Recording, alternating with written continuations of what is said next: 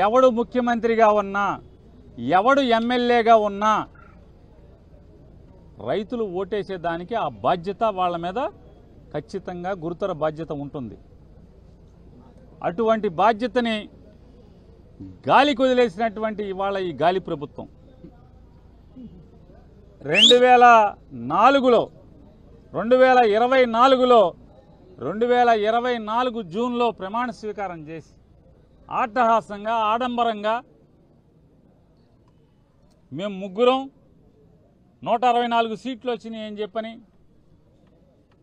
జగన్కి 11 సీట్లు వచ్చినాయి అని చెప్పని జబ్బలు చరిచి విర్రవీగుతున్నటువంటి ఈ ప్రభుత్వం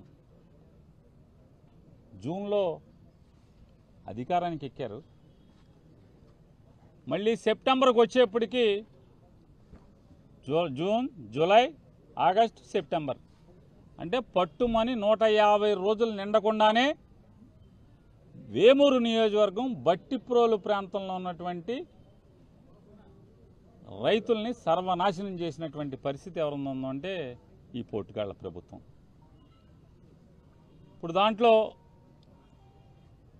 ఎందుకు అంటే నేననేది సాధారణంగా కాలువ చివర భూములైనటువంటి మరీ ప్రత్యేకించి కృష్ణానదికి అటు ఇటు ఉన్నటువంటి అది అవనిగడ్డ నియోజకవర్గమా లేదా రేపల్లె వేమూరు నియోజకవర్గాలు కానీ ఈ రెండిట్లో కూడా సాగు అనేది చిట్ట చివరికి జరిగేటువంటి సాగు దరిద్రం.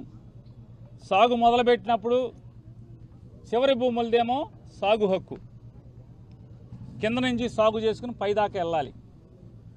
కానీ తెల్లోళ్ళు పోయి నల్లోళ్ళు వచ్చిన తర్వాత ఎవడికి నీళ్లు ముందు దొరికితే ఆడే సాగు ముందు, సాగు వెనక్కి ఎవడయ్యా అంటే సముద్రం దగ్గర మాత్రమే సాగుకి చివరైపోయిన పరిస్థితులు వచ్చినాయి. ఆ స్థితిలో ఆగస్టు మాసంలో కానీ ఇక్కడ నాట్లు పడే పరిస్థితి లేనటువంటి పరిస్థితి. అటు నాగాలంక, కోడూరు కానీ అవనిగడ్డ కానీ లేదా ఇటుపక్క బట్టిప్రోలు, రేపల్లె ఇటువంటి ఈ ప్రాంతాలన్నింటిని కూడా నిజాంపట్నం కూడా ఉన్నట్టుంది. ఈ ప్రాంతాలన్నీ కూడా చివరి సాగు అయిపోయినటువంటి పరిస్థితి. అంటే ఆగస్టులో పొలాలు ఊడ్చేటువంటి పరిస్థితి. సెప్టెంబర్ మాసంలో రైతులు చెమటోడ్చి పొలం దుక్కు దున్ని ఆకుమళ్ళు వేసి ఆకుమళ్ళకి యూరియా కొట్టి దాన్ని నెల రోజులు కడుపున పుట్టిన పిల్లని పెంచుకున్నట్టుగా పెంచుకుని దాన్ని ఊడిస్తే అంటే ట్రాన్స్ప్లాంట్ చేస్తే అది ఊడ్చినటువంటి డబ్బు కానీ కష్టం కానీ, డబ్బు కంటే కూడా మనం డబ్బులు ఉన్నాయని చెప్పిన వెంటనే మనం నెల రోజులు ఆకు కావాలంటే దొరికే పరిస్థితి ఉండదు. పసిపిల్లల్ని పెంచినటువంటి ఆ పంట వీళ్ళ యొక్క ఈ ప్రభుత్వం యొక్క దుర్మార్గమైన పోకళ్ళు, తోలుమందం పోకళ్ళు, మురుక్కాలంలో తూడు తీయకపోవటం వల్ల ఆ రోజు వచ్చినటువంటి అధిక వర్షాల్లో మొత్తం ఎగదన్ని నెల రోజుల పాటు బట్టిపోలు మండలంలో నెల రోజుల పాటు మరి పొలాల్లోంచి నీళ్లు దిగక నాటినటువంటి ప్రతి పైరు కూడా చచ్చిపోవటం అంటే మళ్ళీ దొరుకుద్దా? ఆకు దొరకదు, ముందు డబ్బు దొరకదు. అప్పో సప్పో తల తాకట్టు పెట్టి డబ్బు తెస్తే, భార్య నగలో తాకట్టు పెట్టి, పిల్లల నగలో తాకట్టు పెట్టి డబ్బు తెస్తే ఆకు దొరుకుద్దా? సెప్టెంబర్లో ఆకు దొరుకుద్దా? ఆకు దొరకదు. ఏం చేయాలి అంటే చేతిలో భూమి ఉండి వేసిన పంట అంటే ఊడ్చిన పంట చచ్చిపోయి కళ్ళ ముందు బీడు పొలం కనపడితే ఆ బాధ రైతుకు తెలుసు తప్పితే చంద్రబాబు నాయుడు, లోకేష్ నాయుడు లేదా వేమూరు ఎమ్మెల్యేనో మాలాంటి వ్యాపారాలు చేసుకుని రియల్ ఎస్టేట్ మీద బతికేటువంటి వ్యాపారస్తులు రాజకీయ నాయకులు అయితే రైతు కన్నీరు ఇట్టాగే చస్తుంది, రైతు పరిస్థితి ఇట్టాగే దిగజారి చేస్తుంది. ఆడు ఊళ్ళో ఉండడు, రియల్ ఎస్టేట్ మీద విమానాల్లో తిరుగుతూ ఉంటారు. పొలం కనబడితే ఇందులో ఏ పంట పండుద్ది అనే దానికంటే కూడా ఈ కొత్తగా వచ్చిన డబ్బుతో వచ్చినటువంటి రాజకీయ నాయకులు, దిగుమతి రాజకీయ నాయకుల వల్ల ఏంటి జరుగుద్దాయా అంటే డబ్బుతో పైనుంచి వచ్చి రైతు కష్టం తెలియదు. చాలా తక్కువ మందికి తెలుస్తుంది అశోక్ లాంటి వాళ్ళకి రైతు కష్టం ఏంటి, కన్నీరేంటి. ఇవాళ ఈ ఎమ్మెల్యేలందరికీ కూడా ఇవాళ ఈ 164లో ఈ అధికారాన్ని ఎలగబెడుతున్నటువంటి వాళ్ళందరూ కూడా భూమి కనపడంగానే దీన్ని ప్లాట్గా మారిస్తే ఎంత వస్తుంది, ఎన్ని ప్లాట్లు వస్తాయి, అఫీషియల్గా లేఅవుట్ చేస్తే ఎంత వస్తుంది, ఎన్ని గజాలు వస్తాయి నికరంగా, అనామతిగా చేస్తే ఎన్ని గజాలు వస్తాయి, రోడ్డు వేస్తే ఎంత పలుకుద్ది, రోడ్డు వేయకుంటే ఎంత పలుకుద్ది, దాంట్లో కరెంట్ స్తంభాలు ఎక్కడ వేయాలి, లేదా ఆడికంట కట్టాలా, ఇటువంటి ఆలోచన తప్పితే అరే భూమి కనబడితే దీంట్లో వరి పండుద్దా, లేదా చామదుంప పండుద్దా, పసుపు పండుద్దా అనేటువంటి స్పృహ ఆలోచన లేనటువంటి వాళ్ళందరూ ఇవాళ రాజకీయాల్లోకి రావటం వల్లే ఇవాళ రైతుకి దౌర్భాగ్య పరిస్థితి. సరే అయిపోయింది, మొదటి సంవత్సరం అయిపోయింది, రెండవ సంవత్సరం వచ్చింది. రెండో సంవత్సరంలో ఏమైనా బుద్ధి జ్ఞానం వచ్చిందా, అయ్యో జాలిపడేటువంటి పరిస్థితులు వచ్చినాయా అంటే అది లేదు. వేసవకాలం అయిపోయింది, వేసవకాలం అయిపోయి తొలకలు వచ్చిన కొత్తల్లోనే కనీసం మురికాలువలు తీయాలి. మురికాలువలు తీయకుండా ఉండటం వల్ల ఇవాళ ఈ పరిస్థితులు మనం చూసాం. ఈ పరిస్థితుల్లో ఈరోజు కూడా దాన్ని ఏం ముట్టుకోకుండా మరీ ప్రత్యేకించి కిందటి సంవత్సరం ఏదైతే గంగోలు మురికాలువ ఉందో ఆ గంగోలు మురికాలువ కనీసం ఒక బకెట్తో బకెట్టుడు ఒక జేసీబీనో ప్రొక్లైనో లేదా కనీసం ఇద్దరు మనుషులను పెట్టన్నా తూడు కాడ లాగినటువంటి పాపాన్ని పోనంటం వల్ల 7 కిలోమీటర్ల మురికాలువ ఈ రోజుకి కూడా ఎగదన్ని ఉండటం వల్ల అంటే ఎమ్మెల్యే గారి దొడ్లో బాగా పచ్చగా మొక్కలు ఎంత ఉంటే పచ్చగా బాగుంటుంది, కానీ రైతు పండించే పంట మురుగు బయటికి వెళ్ళేటువంటి మురుక్కాలలో ఎమ్మెల్యే గారి దొడ్లో లాగా మొక్కలు పచ్చగా ఉంటే రైతు చస్తాడనేది కూడా వీళ్ళకి అర్థం కాని పరిస్థితి, స్పృహ లేని పరిస్థితి. సరే ఎవడో ఒకడు వచ్చాడు, అయ్యే తీయండి అయ్యా అని చెప్పి మాట్లాడుతున్నాడు, అల్లరి చేశాడు, అల్లరి కన్నా దడుస్తాడేమో అని చెప్పని తోలు మందం అని అందరికీ తెలిసి ప్రపంచానికి ఆల్రెడీ రైతుల జనానికి అర్థమైపోయింది సంవత్సరం తిరిగేప్పటికి ఇది తోలు మందం ప్రభుత్వం. అందుకోసమనే తోలు మందం ప్రభుత్వానికి కొంతమందికి ఎట్లా ఉంటుందంటే చర్మం మొద్దుబారిపోతే అధికార మదంతో అహంకారంతో చర్మం మొద్దుబారిపోతే మామూలు కొంతమందికి ఏమో అప్పుడప్పుడే మొద్దుబారుతుంటే కనుక గోళ్ళతో గిలితే తెలుస్తుంది, లేదా ఇంకొంచెం ముదిరితే గుండుసుతో పిన్నిస్తో గుచ్చితే తెలుస్తుంది, ఇంకా బాగా ముదిరితే దబ్బనంతో బస్తాలు కుట్టే దబ్బనంతో పొడిస్తే కొంతమందికి తెలుస్తుంది. కానీ ఇప్పుడున్న ఈ ఎమ్మెల్యేని చూస్తున్నాం, ఇట్లాంటి వాళ్ళకి ఏనుగును పొడిచేటువంటి అంకుశంతో పొడిస్తే కానీ తెలిసేట్టుగా లేని పరిస్థితి. అందుకోసమే అశోక్ ఏం చేస్తాడు, అందుకోసమే తను జలదీక్ష చేసి నిరసన తెలియజేశాడు. డిపార్ట్మెంట్ పరిగెత్తుకొచ్చింది, ఎందుకంటే వాళ్ళకి బహుశా డిపార్ట్మెంట్ వాళ్ళకి కొంచెంగా స్పృహ ఉన్నట్టుంది. గుండు సూత్తో పొడిస్తే తెలిసేట్టుగా ఇంకా స్పృహ ఇంకా మొద్దుబారి ఆ స్థాయికే మొద్దుబారినట్టు డిపార్ట్మెంట్ వాళ్ళకి ఉద్యోగస్తులకి పరిగెత్తుకొచ్చారు, మాట్లాడారు, చర్చలు జరిపారు. సరే అండి మేము తీస్తామన్నారు. గురువారం నాడు వచ్చి శుక్రవారం నాడు ప్రొక్లైన్ పెట్టారు. ముచ్చటగా 3 గంటల్లో మనుషుల్ని పెట్టారు.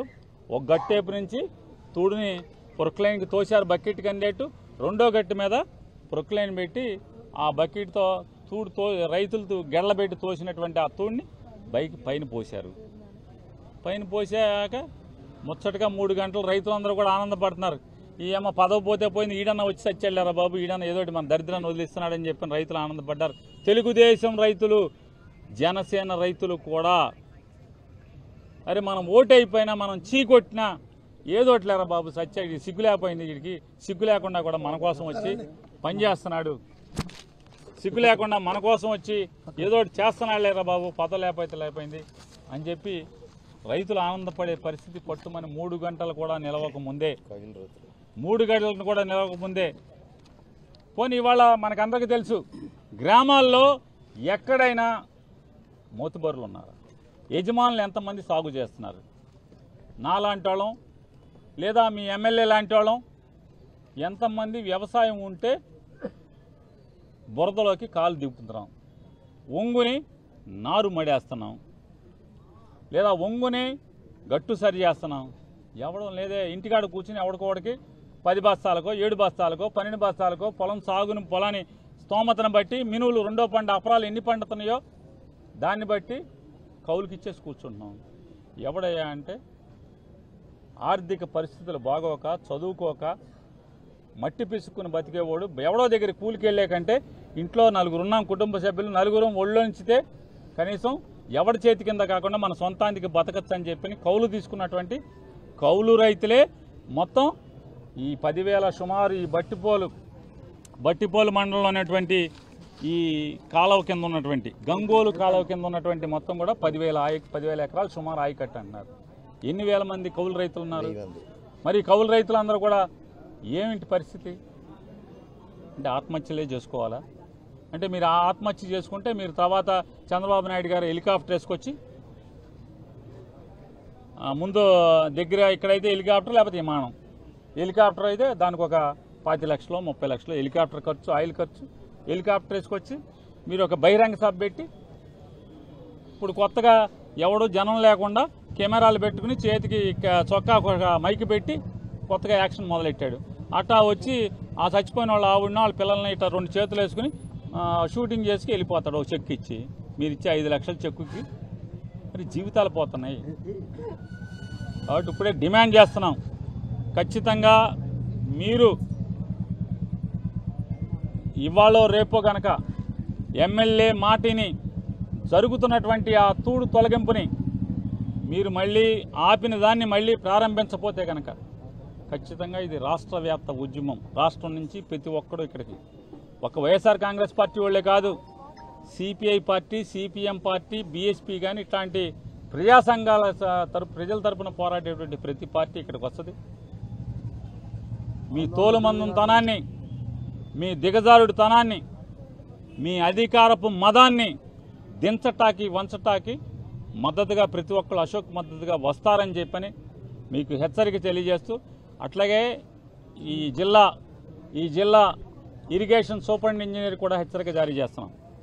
తొందరగా మీరు రోజు రండి, మీ డీజీలు ఏఈలు ఎమ్మెల్యేకి తొత్తుగా మారి ఇక రైతుల్ని నాశనం చేస్తున్నటువంటి కార్యక్రమాన్ని సరిదిద్దమని తక్షణమే జిల్లా కలెక్టర్ గారికి కూడా డిమాండ్ చేస్తున్నాం. అవసరమైతే జిల్లా కలెక్టర్నన్నా ఇక్కడికి వచ్చి దీనిలో ఇన్వాల్వ్ అయ్యి రైతులకి అండగా నిలబడమని చెప్పని, మీరు చదువుకున్న చదువుకి, మీరు పాస్ అయిన ఐఏఎస్కి సార్థకత తీసుకురమ్మని చెప్పని మాట్లాడుతూ, ఇకపోతే రేపల్లె అర్బన్ పోలీసులు ఉన్నారు. ఏం కాకి కౌరవయ్యా, ఎంత మంచోళ్ళు పోలీసులు ఉన్నారు కదా, 100కి 70 మంది పోలీసులు మంచోళ్ళు ఉన్నారు కదా, వాళ్ళని చూసి బుద్ధి తెచ్చుకోవచ్చు కదా. ఎందుకు మీ తొత్తులుగా మారటం? పోస్టింగ్లు కొంతమంది తెచ్చారు రాష్ట్రంలో, పోస్టింగ్ లేకపోతే చచ్చిపోయేట్టు, పోస్టింగ్ ద్వారా పాపం సొమ్ము ఇంటికి పట్టుకెళ్ళిపోతే ఆ డబ్బులు అవసరమా ఇంట్లో వాళ్ళకి? మీ పిల్లల్ని అడగండి, సిగ్గుపడతారు. అంత అవసరమా? ఇతను ఏం చేస్తున్నాడు? అశోక్ ఏం చేస్తున్నాడు? రైతులకు అండగా నిలబడుతున్నాడు. తప్ప మామూలుగా మీరు అంటే ఏదన్నా కారు గుద్ది ఎవడన్నా అహంకారంతో డబ్బున్న మదంతో యాక్సిడెంట్ చేసి చచ్చిపోతే గొర్రెని ఈడ్చుకెళ్ళినట్టుగా మీరు ఈడ్చుకెళ్ళి స్టేషన్లో పడుకోబెడతారా నేల మీద? తద్వారా అశోక్ నీడవచ్చు. మీరు గొర్రెని చచ్చిపోయిన యాక్సిడెంట్లో అధికార మదం ఎమ్మెల్యే లాంటి అధికార మదమోడు రోడ్డు మీద వెళ్తున్న అమాయకపు గొర్రెని గుద్దటం వల్ల గొర్రెని మీరు చేత్తో పట్టుకుని ఈడ్చుకెళ్ళినట్టు అశోక్ ఈడ్చుకెళ్ళచ్చు. కానీ రైతాంగం ఉసురు ఇవాళ ఈ గంగోలు కాలువ కింద ఉన్నటువంటి రైతాంగం ఉసురు తగిలి ఏదో ఒక రోజున ఏసీబీ రైడ్లు జరగవా? కాకి యూనిఫామ్ లేక ఆ ఏసీబీ కేసు తొలగించుకుంటాకి మళ్ళీ యూనిఫామ్ వేసుకుంటాకి మీరు ఎన్ని కాళ్ళు పట్టుకుంటాలో, ఎన్ని చేతులు పట్టుకోవాలో, ఆ శాపాలు తగ్గితే ఎందుకు జరుగుతాయి? ఇట్లాంటివి ఎందుకు జరుగుతాయి అంటున్నా? ఈ కర్మలు ఎందుకు వస్తాయి? ఇట్లాంటి పాపాలు చేసినప్పుడే అట్లాంటి కన్నీళ్లు, రైతుల కన్నీళ్లు, రైతుల ఉసురు తగిలితేనే ఇట్లాంటి భవిష్యత్తులో జరుగుతాయి అనేది కూడా గుర్తుపెట్టుకుని కాస్త మంచి చేయండి, మీకు చేతనైంది చేయండి. అవసరమైతే మీ కాకి చొక్కాలు ఇప్పి మీరందరూ కలిసి ఆ తూడుకాడ తీయండి. మేము తీయం, మేము రాము దగ్గరికి పోనీ మీరన్నా తీయండి. అమ్మ పెట్టదు, అడుక్కు తిన్నదంట. కాలువ తీయరు, మీరు తీసేవాళ్ళని తీయనివ్వరు. మీకు చేత కాకపోతే మేమందరం ఇక్కడ డబ్బులు వేసుకుని రైతాంగం ఇంటికి 10 రూపాయలు వేసుకుని కాలువలో తూడి తీస్తాం. చేసుకునివ్వండి మమ్మల్ని. మేము గట్టిగా ఈ కూటమి ప్రభుత్వాన్ని హెచ్చరిక చేస్తున్నాం. ఇప్పటికే మీకు 13 మాసాలు గడిచిపోయినాయి. ఇంకా అధికార మదాన్ని మీరు ఇంకా కళ్ళకు పొరల నుంచి దింపుకోకుండా ఇదే రకమైనటువంటి వైసీపీ వాళ్ళని వేధించడం అయిపోయింది. మీ అహంకారంతో, అధికార మదంతో రైతాంగాన్ని కూడా కష్టాల బారిన పడేట్టు చేస్తే మాత్రం మీ పతనం మొదలవుతుందని చెప్పినది కూడా మీకు హెచ్చరిక చేస్తుంది.